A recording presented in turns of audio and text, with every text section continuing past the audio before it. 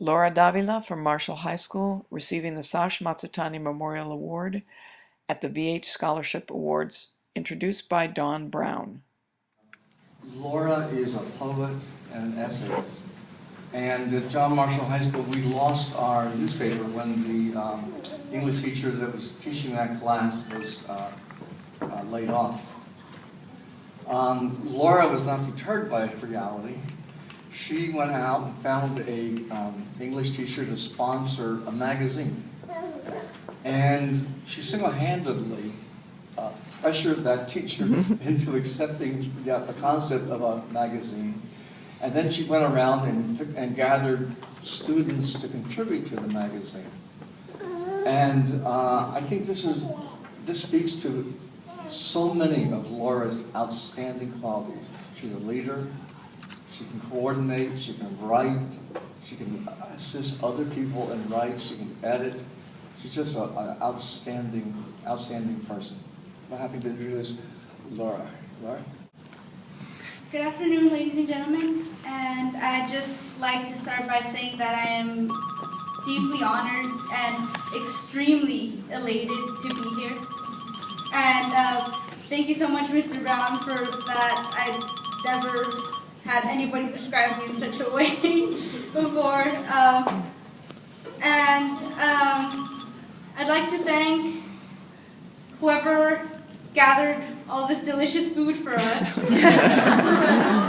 And I'd like to thank some of my former teachers who started pushing me towards literature, along with my mother, who would read to me every night before bedtime when I was smaller. And Miss Krachman, who would read to us poetry every day when I was in first grade. And to Miss Schindler, who would read to us every day before recess.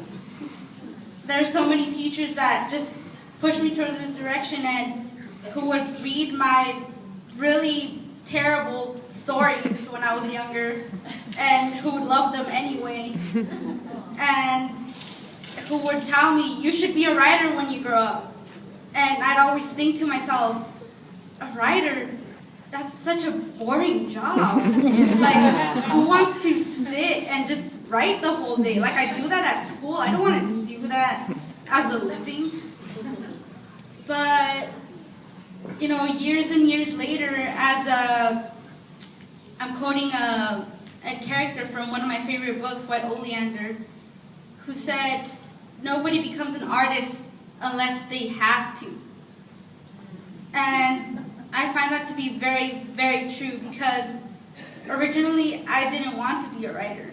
That wasn't what I wanted for my life. And until I realized last year that is what I had to do, what, you know, that was my life's calling, and if I didn't follow it, I could maybe just suffocate on the inside without that. And I just had to follow it, and I know it's going to be hard. There's all these people that tell me, you tell somebody, I'm going to be a writer. And they go, oh, well, that's great. You go up to them and go, oh, I'm going to be a doctor. And they go, oh my God, that's amazing. I hope, they're just so elated for you. Nobody gives a lot of credit to the writers, And I can promise you this, though, that I don't know if in 10, 20, maybe even 40 years, I will live off my writing. And nobody's going to stop me.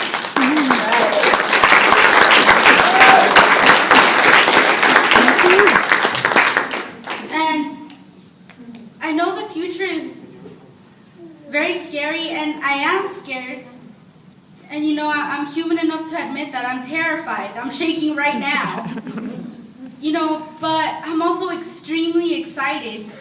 I'm extremely excited to go to college, and because there's so many new people there that I'm gonna meet, and professors and classes, and maybe I'll find something else that I love to keep me on my feet and pay the bills and everything while I'm launching my writing career eventually. And so, if you guys would allow me, I'd like to read a poem that I wrote a couple months ago that is going to be published in a book in June, and it's going to be showcased along with some paintings and other art in Chinatown. And I don't have a name for it. I don't usually think of names for my writings, but it starts like this. It's hard. I'm a little shaky. Smoothly white in pink opulence, like eggshells, the exact hour of the morning,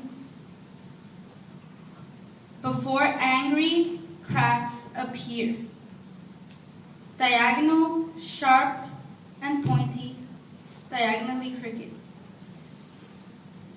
The exact hour, an open newspaper lies with the newest, angry, maybe famous dude. Spaces of time, undetermined, like a collage. Here, on our day-to-day life, classically in charcoal, skilled and boring, the early morning is sweetly candied. The space on the concrete taken up by the girl in black tights. Happiness swirls nebula bright. Our thoughts in a smooth landscape of gray sidewalk and asphalt black. Our minds in the distance, viewing choppy oceans and the sunset at our back. Blurred and far away.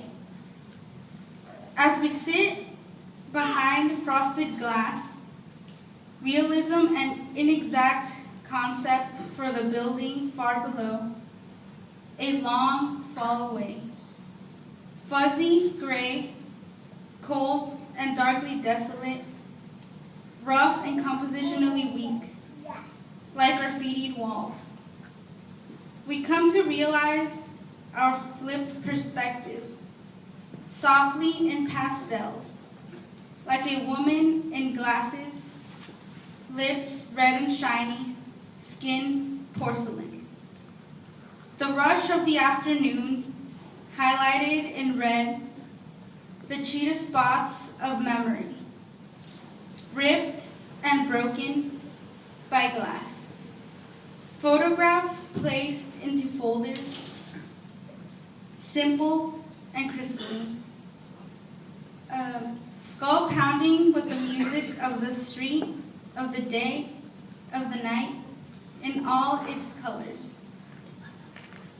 The sunset, a ruby gem, spider blue, white poison, frosted ice, beautifully depicted in still life. A baby wailing in the distance, the newest story of our block.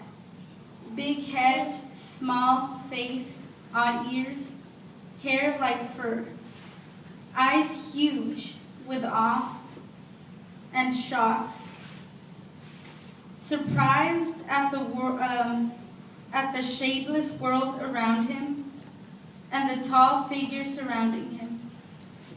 In the distance, the sound of a motorbike rumbles, shaking the air, while far away, sirens wail on their nightly duties.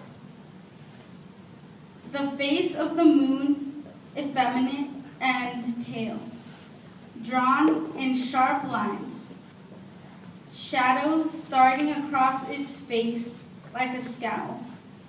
The exact hour of the night when the sidewalk is blue and the asphalt tar black.